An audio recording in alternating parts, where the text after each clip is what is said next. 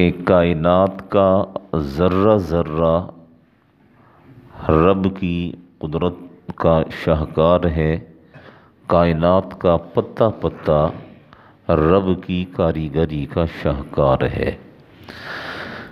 اللہ جل شانہ خود کیا فرما رہے ہیں؟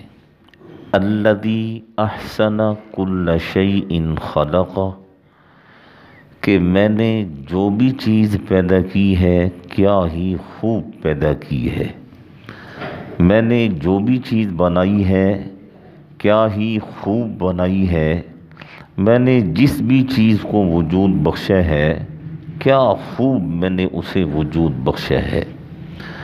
ایسے نہیں، اللہ جل شانہ قرآن مجید میں دعوت فکر دے رہے ہیں۔ افلا ینظرون الی الابل، لوگوں اونٹ کو دیکھو، کیف خلقت، کیسے میں نے اسے بنایا ہے۔ وَإِلَى السَّمَاءِ كَيْفَ رُفِعَتْ، آسمان کو دیکھو کیسے میں نے اسے بلند کیا ہے۔ وَإِلَى الْجِبَالِ كَيْفَ نُصِبَتْ، پہاڑوں کو دیکھو کیسے میں نے انہیں زمین پر گاڑ دیا ہے۔ وَإِلَى الْأَرْضِ كَيْفَ سُطِحَتْ، زمین کو دیکھو کیسے میں نے اسے تمہارے لیے بچھونا بنا دیا اور تم اپنی ہر قسم کی ضرورت اس زمین سے پوری کر سکتے ہو۔ الذی احسن کل شیء خلق، جس چیز کو بھی میں نے وجود بخشا ہے کیا ہی خوب وجود بخشا ہے اور کیا ہی خوبصورت کر کے اسے بنایا ہے۔ اور کارخانہ قدرت میں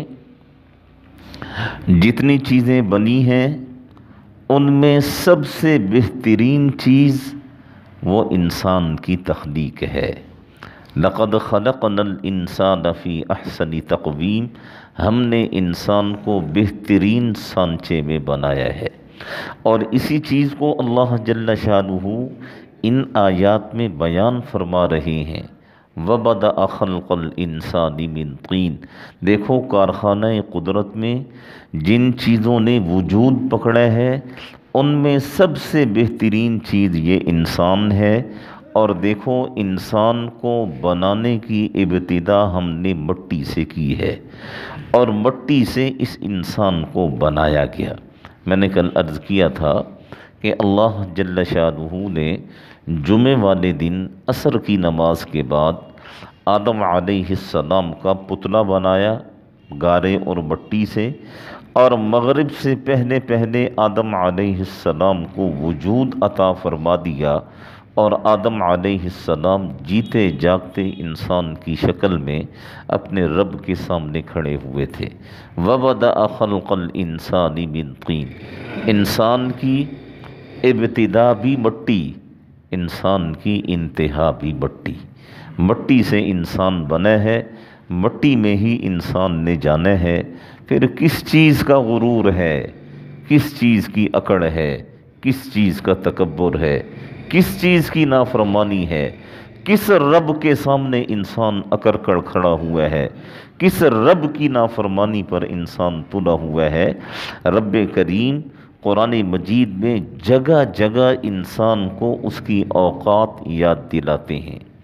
یہاں فرمایا کہ تمہیں مٹی سے بنایا، پھر فرمایا ثم جعل نسلہ من سلالۃ من ماء مہین، کہ ہم نے اس کی نسل کو جاری رکھنے کے لیے ایک گندا اور حقیر پانی کا قطرہ بنایا، اور اس پانی کے قطرے سے ہم نے اس انسان کو وجود بخشا۔ اللہ جل شانہ نے انسان کے جسم میں ایسی مشینری فٹ کی ہے کہ قیامت تک انسان میں سے انسان جنم لیتا رہے گا، عورت کے پیٹ سے انسان جنم لیتا رہے گا۔ اور اللہ جل شانہ فرماتے ہیں کہ عورت کے رحم میں یہ بچہ کیسے وجود میں آتا ہے۔ یخرج من بین الصلب والترائب، وہ پانی جو باپ کی پیٹھ اور ماں کے سینے سے نکل کر رحم کے اندر جمع ہوتا ہے، اس حقیر پانی سے ہم تجھے وجود بخشتے ہیں۔ الم یکن نطفۃ من منی یمنی، پانی کا ایک ناپاک غلیظ ترین قطرہ. هل أتى على الإنسان حين من الدهر لم يكن شيئا مذكورا إنا خلقنا الإنسان من نطفة أمشاج. پانی کے غلیظ قطرے سے ہم نے تجھے وجود بخشا ہے اور تجھے انسان بنایا ہے، اور تو ہمارے سامنے اکڑ کر کھڑا ہو گیا. فرعون کے بارے میں اللہ نے کیا فرمایا کہ تیری تخلیق پانی کے غلیظ قطرے سے ہوئی، اور تو کہتا ہے انا ربکم الاعلی کہ میں ہی سب سے بڑا خدا ہوں. فاخذہ اللہ نکال الآخرہ، پھر اللہ نے اسے ایسا پکڑا کہ روئے زمین کے لیے اللہ نے اسے عبرت کا نشان بنا دیا. تو اللہ جل شانہ فرماتے ہیں ثم جعل نسلہ من سلالۃ من ماء مہین، پھر اس کی نسل کو چلانے کے لیے ہم نے بے وقعت پانی بنایا. یہاں پھر وہ لفظ آ گیا ماء مہین. میں نے ایک دفعہ عرض کیا تھا کہ بچیوں کے نام مہین رکھے جاتے ہیں. مہین تو مہین کا معنی بے وقعت، بے قدرہ، یعنی جس کی کوئی اہمیت نہ ہو. مہین بچی کا نام نہ رکھا کریں. اور میں نے بارہا یہ چیز عرض کی ہے کہ بچہ ہو یا بچی ہو، جب ان کا نام رکھنا ہو تو کسی اچھے عالم سے مشورہ کر لیا کریں، کسی اچھے عالم دین سے مشورہ کر کے اس کے بعد اپنے بچے بچی کا نام رکھا کریں.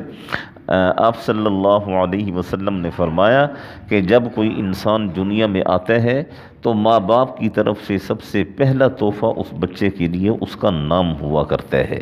تو نام یہ بہترین سے مراد وہ نام جس کا معنی ہو، معنی بھی ہو اور اسلامی نام بھی ہو. اس قسم کے نام اپنے بچوں کے رکھیں.